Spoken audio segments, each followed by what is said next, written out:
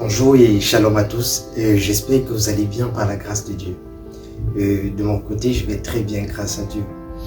Je voudrais au travers de cette courte vidéo vous partager quelques vertus ou bonnes habitudes ou attitudes que cache ou que le manque de la manifestation de Dieu ou de la révélation de Dieu étouffe. Donc quand il n'y a pas la révélation de Dieu, ces vertus sont étouffées, sont cachées, faute de révélation.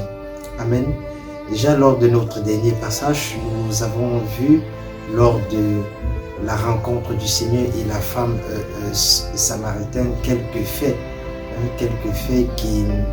qui démontrent qu'il y avait l'ignorance. Nous allons prendre également toujours au travers de ces textes pour ressortir ces vertus. Déjà, nous avons vu que dans Jean 4, effectivement, parlant de ce texte, que lorsque le Seigneur rencontre la femme samaritaine, la première chose que la femme va lui demander, c'est comment est-ce que lui pouvait lui demander de l'eau, car il n'y a pas de relation entre les Juifs et les Samaritains. Déjà, la première vertu qui ressort ici, c'est la connaissance. C'est la connaissance. Cette femme, elle était instruite. Elle n'était pas ignorante. Elle avait la connaissance des principes, des exigences qui régissaient les peuples de cette contrée. La deuxième chose, c'est que cette femme était loyale et intègre. Amen. Loyale et intègre parce qu'elle était attachée aux valeurs de la famille, aux valeurs de la maison, car elle a dit que ce puits leur avait été légué par leurs ancêtres et que tous ceux qui étaient venus après ont bu à ce puits. La troisième vertu ou la troisième valeur ici, c'est la diligence. La diligence. Cette femme était vigoureuse, elle était travailleuse, elle se levait tous les matins, tous les jours, autant pour moi, pour aller à ce puits et chercher la provision pour sa maison. La quatrième vertu, c'est la fidélité. C'est la fidélité, l'hospitalité, la bienveillance.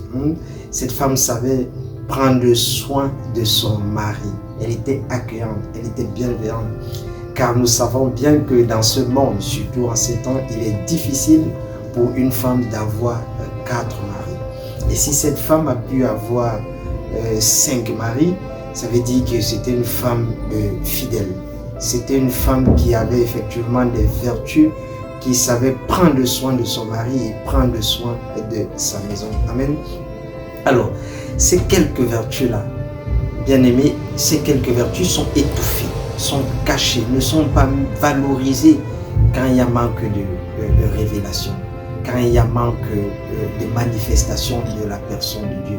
C'est même pourquoi quand il y a eu la révélation ou la manifestation de Dieu, elle a été libre, elle s'est libérée, elle allait en avant, elle a progressé, donc elle était étouffée.